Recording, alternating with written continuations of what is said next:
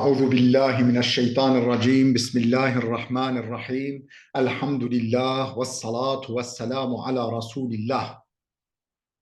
Değerli arkadaşlar, Muhammed Ali Es-Sabuni'nin Et-Tefsirul Vadihul Muyesser adlı eserinden 23. cüz'ün 11. dersini yapmak üzere birlikteyiz.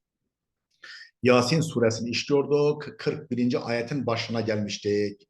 Değerli dostlar, eğer bu ve benzeri çok sayıdaki derslerimizi beğeniyorsanız, faydalı görüyorsanız bizim YouTube kanalımıza, Mektebe İrfan isimli YouTube kanalımıza lütfen göz atın, oynatma listelerini inceleyin. Orada ne kadar çok sayıda eserin bu şekilde sunulduğunu, farklı dillerde sunulduğunu göreceksiniz. Bu işte kanalımıza manen destek vermek suretiyle onu paylaşın, sosyal medya platformlarınıza tavsiye edin. Böylece bu faydalı bilgilerin milyonlarca insanımıza ulaşmasına köprü olalım, pencere olalım, vesile olalım. Ne buyuruyor bu 41. ayet-i kerimede? Estaizu billah ve ayetun lehum enna hamalna zurriyetehum fil fulkil meşhun ve halakna lehum min mislihi ma yerkebun ve ayetun lehum. İnsanlar için bir delildir, bir göstergedir. Allah'ın varlığını ve birliğini, dolayısıyla öldükten sonra dirilişe kadir olduğunu gösteren bir alamettir. Ne?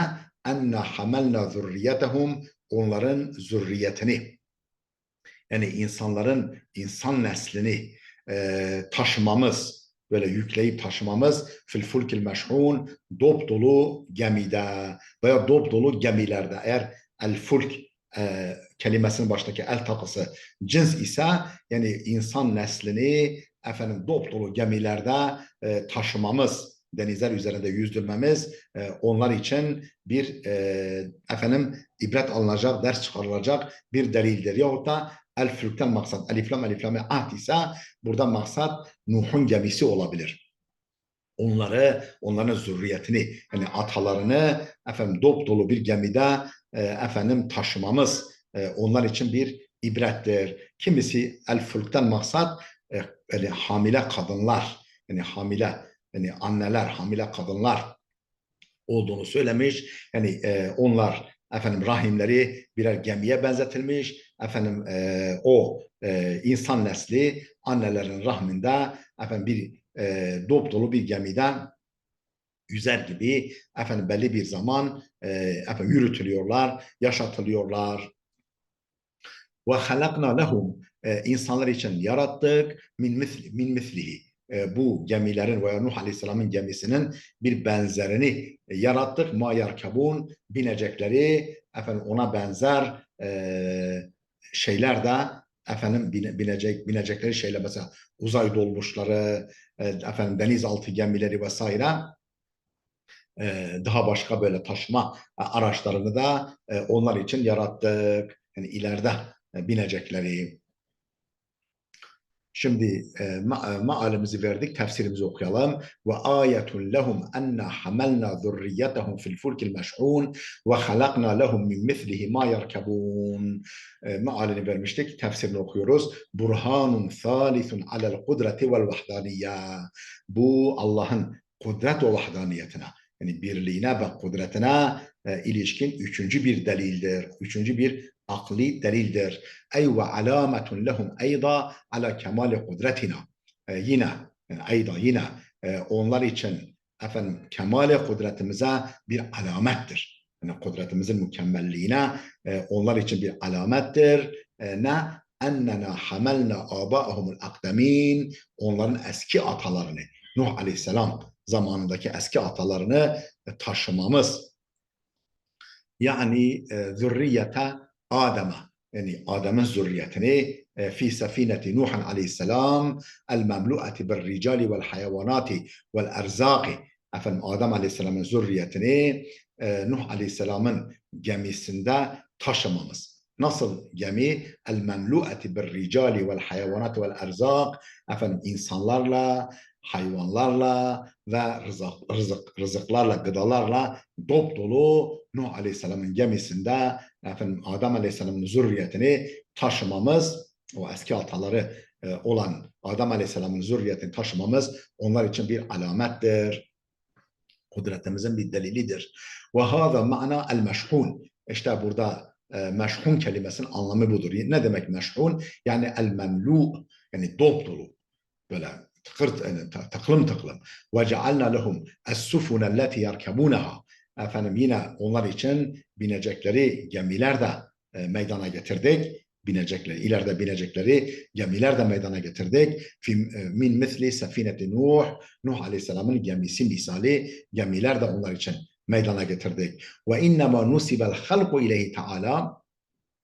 Burada gemilerin yaratılması neden Allah'a nispet edildi? Halbuki Nuh Aleyhisselam'ın gemisi, efendim ve işte diğer gemiler insanlar tarafından yapılmaktadır. Neden bunların yapılması, yaratılması Allah'a nispet edilmiş? لِأَنَّهَا بِتَعْلِيمِ اللّٰهِ عَزَّ وَجَلَّ. Çünkü gerek Nuh Aleyhisselam'ın gemisi olsun, gerekse daha sonraki gemiler olsun, Allah'ın öğretmesiyle vücuda gelmektedir. Allah'ın öğretmesiyle, beşere, insanlara ilhamıyla oluşmaktadır.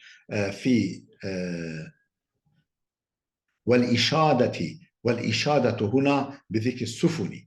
Burada efendim gemilerin özellikle hatırlatılması, özellikle gemilerin özellikle hatırlatılması littefkiri bi ni'metillahi alel beşer, efendim Allah'ın beşere olan ihsanını hatırlatmak içindir. Allah'ın beşere olan nimetini hatırlatmak içindir. Neredeki nimetini? Fi tasfiril bahri lehum, efendim deryaların onların emrine verilmesindeki ilahi nimeti, ilahi ihsanı hatırlatmak içindir. Ve hâzihi sufun, yani gemilerden bahsedilmekle aslında denizlerin taşıdığı efendim nimetlere dikkat çekiliyor.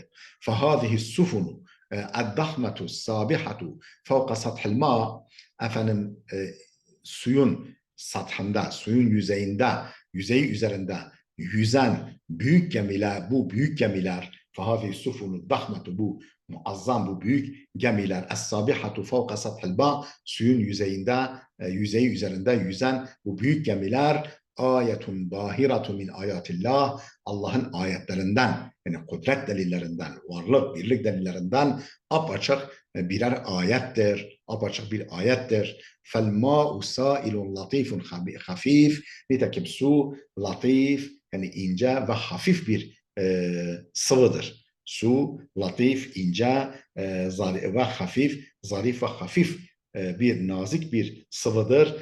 Teğusu fihil hasatu. Bir çakıl taşını bile atsan o suda batar. Fekeyfe saret hadi sufunu dahmetu. Nasıl olur da bu muazzam, bu binlerce ton büyüklüğündeki gemiler nasıl olur da o suyun üzerinde yüzer. Elleti tezinu alafel atnan, binlerce tona denk gelen, binlerce ton tutan, efendim binlerce ton gelen efendim büyük gemiler nasıl olur da yüzer fevka sathel ma, suyun yüzeyinde. Yani Allah efendim deryaları bir meydan gibi yapmış. Efendim gemileri, o yelkenlileri birer at gibi yapmış. Efendim rüzgara da birer kamçı gibi yapmış. Habire asırlarca su üzerinde bunlar yüzmüşler ve hala da Allah suya, havaya, ahşaba, demire öyle bir özellik vermiş ki efendim su üzerinde gemi dursun, efendim yüzsün ve batmasın. Öyle bir özellik vermiş bu maddelere. İnneha kudretullahi. Bu işi yapan Allah'ın kudretidir. Elleti seyyaret hazel kevne bi nizamin madbutun dakik. Elleti seyyaret hazel kevne. Yani bu kainatı, bu varlığı yürüten, bu varlığı efendim idare eden Allah'ın kudretidir. Nasıl idare eden, nasıl yürüten? Bi nizamin madbutun dakik. Efendim disiplinli, intizamlı ve dakik bir düzenle, intizamlı, disiplinli ve dakik ince bir nizamla bu kainatı, bu varlıkları sevk idare eden, yöneten, çekip çeviren Allah'ın kudretidir.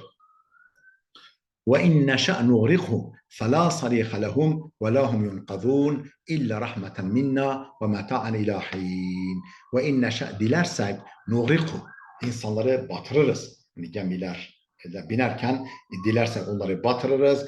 فَلَا صَرِيخَ لَهُمْ onların medetkarı da olmaz. Onların imdadına koşacak, onları kurtaracak hiç kimse de olmaz. وَلَا هُمْ يُنْقِذُونَ وَلَا هُمْ يُنْقَذُونَ ve onlar kurtarılamazlar da. İlla rahmeten minne ve meta'an ilahin. Efendim bizim rahmetimiz ve belli bir zamana kadar onları yaşatmamız, böyle onları yaşatmamız ve bizim rahmetimiz olmasa onlar hiçbir kimse tarafından kurtarılamazlar da. Ey lev aradna lev aradna la agraqnahum fil bahr. Yani dilersek onları denizlerde batırırız, boğarız. Lev aradna la agraqnahum onları boğarız, batırırız fil bahri denizde fela mughithe lehum. Onların medetkarı da olmaz. Onların imdadına koşacak hiç kimse de olmaz. Ve la munqide lehu minel garak ve onları boğulmaktan kimse de kurtaramaz. İlla min ecli rahmetina bihim. Efendim ancak bunları batırmamamız bizden onlara yönelik bir rahmetten dolayıdır. Onlara acımamızdan, merhamet edişimizden dolayıdır. Ve temti'ina lehum ila nihayeti acalihim ve ömür sürelerinin ecelin çoğuludur ömür süresi. Ömür sürelerinin sonuna kadar onları yaşatma irademizden dolayıdır. وَالصَّرِيخُ فِي الْآيَةِ فَلَا صَرِيخَ لَهُ. Buradaki ayete geçen sarih kelimesi el-mughith. Mughith demektir. Yani mughith yani imdada koşan, imdada koşan anlamında. Ey la yunqizuhum ahadun illa nahnu. Yani bizim dışımızda hiç kimse onları kurtaramaz. Ey la yunqizuhum onları kurtaramaz ahadun hiç kimse illa nahnu bizim dışımızda, biz hariç. İnne sefinete fil bahril khidammi kerrişeti fi mehabbil havai. Efendim illa tudrikuha rahmetullahi fehiye halikatun fi eyyi lahzatin min leylin ev neharin. İnne sefinete fil bahril khidammi böyle büyük sularla dolu deryadaki gemi kerrişeti fi mehabbil hava rüzgarın önündeki tüy gibidir. Rüzgarın önündeki tüy gibi duran o büyük su ile dolu deryalardaki o gemi illa tudrikuha rahmetullahi. Eğer Allah'ın rahmeti imdada koşmazsa, Allah'ın rahmeti ulaşmazsa fehiye halikatun fi eyyi lahzatin min leylin ev neharin. Böyle fırtınalar karşısında yani bir tüy gibi hafif olan o gemiler gecenin veya gündüzün herhangi bir anında kesinlikle yok olur. Fehiye halikatun helak olur, yok olur, batar. Fi eyyi lahzatin min leylin ev neharin. Gece veya gündüzün herhangi bir anında batar. Vellezine rakibul bahra denizde gemilere binenler, deniz seyahati yapanlar ve şahadul ahtara ve bu riskleri gözleriyle görenler, yaşayanlar, görenler yudrikune havlel bahril muhif o korkunç, o ürkütücü deryanın bu dehşetini iyi kavruyorlar, iyi anlarlar. Ve ya'rifune ma'na rahmetillah ve o andaki ilahi rahmetin anlamını iyi bilirler. Tanırlar, bilirler. Ve ennehu subhanehu huvel munci lehum vel munqidh. Fi hadal hidammil haili bu korkunç suyla dolu olan deryada onlara necat veren ve onları kurtaran o yüce Allah'tır. O her türlü kusurdan münezzeh olan yüce Allah'tır. Fesubhanel kadirir rahim bil ibad. Kullarına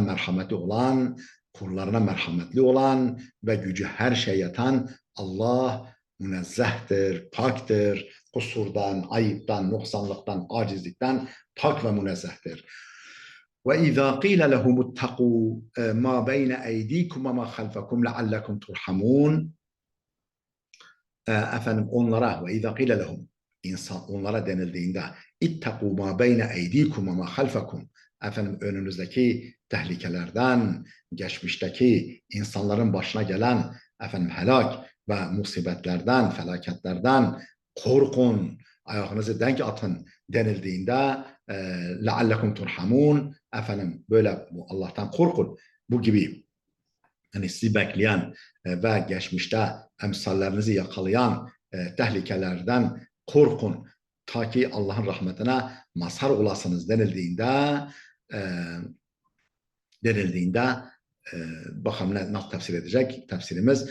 Lemma zekkerahum Teala bidelaili kudretihi ve athari rahmetihi. Allah Teala kudretinin delillerini, rahmetinin eserlerini insanlara hatırlatınca, lemma zekkerahum, Allah onlara, insanlara hatırlatınca Allahu Teala bidelaili kudreti, kudretinin delillerini ve athari rahmeti, rahmetinin eserlerini insanlara hatırlatınca أخبر هنا عن إعراضهم عن الهدى مع كثرة الآيات الواضحة. Apaçık ayetlerin çokluğuna rağmen, apaçık ayetlerin, efendim, işaretlerin, göstergelerin, delillerin, alametlerin varlığına rağmen hidayetten yüz çevirdiklerini, hidayete, efendim, ilahi rehberliğe iltifat etmediklerini haber verdi. Vel mana, burada verilen mesaj şudur: ve izâ qîle lihâulâil müşrikîn, bu müşriklere denildiğinde, bu müşriklere şöyle denildiğinde, ihzarû sahatallahi ve gazabahu, Allah'ın öfke ve gazabından çekinin, Allah'ın öfke ve gazabından korkun. وَاَعْتَبِرُوا بِمَا حَلَّ بِالسَّابِقِينَ قَبْلَكُمْ مِنَ الْعَذَابِ, sizden öncekilerin başına gelen azaptan ibret alın. وَاَعْتَبِرُوا, ibret alın. بِمَا حَلَّ بِالسَّابِقِينَ قَبْلَكُمْ, sizden önce gelip geçenlerin başına gelen minel azab, azaptan ibret alın denildiğinde likey yerhamakumullah, ta ki Allah size merhamet etsin. İbret alın ki Allah size merhamet etsin denildiğinde a'radu ve istekbaru, yüz çevirirler ve büyüklenirler. Ve lem yeltefitu ila zaliken nush ve tezkir, bu nasihata ve bu hatırlatmaya iltifat etmezler, önemsemezler, dönüp bakmazlar, kulak asmazlar. Ve ma ta'tihim وَمَا تَأْتِيهِمْ مِنْ آيَةٍ مِنْ آيَاتِ رَبِّهِمْ إِلَّا كَانُوا عَنْهَا مُعْرِضِينَ.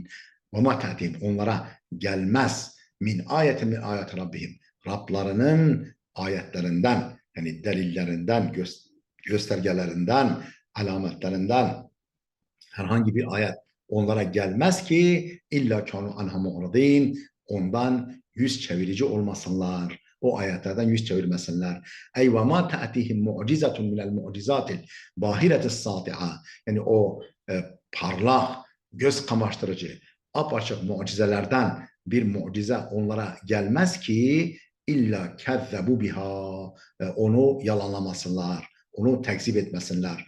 Ve cealuha min kabulis sihri,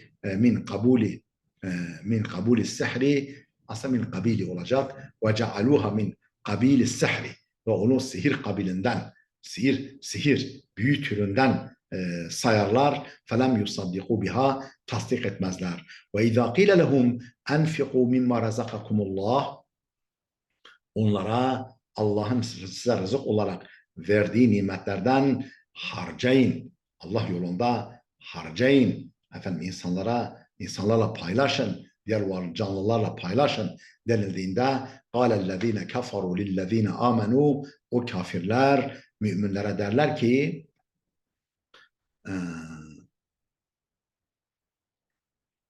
اَنُطْعِمُ مَنْ لَوْ يَشَاءُ اللّٰهُ اَطْعَمَهُ, Allah dilerse kendilerine rızık vereceği kimseleri biz mi besleyeceğiz? Enut'imu, biz mi besleyeceğiz? Men lev yeşâ'ullahu at'amah, Allah dilerse kendisine rızık vereceği, kendisini besleyeceği kimseleri biz mi besleyeceğiz? İn entum illa fi dalalin mubin, siz ancak apaçık bir yanılgı içindesiniz derler.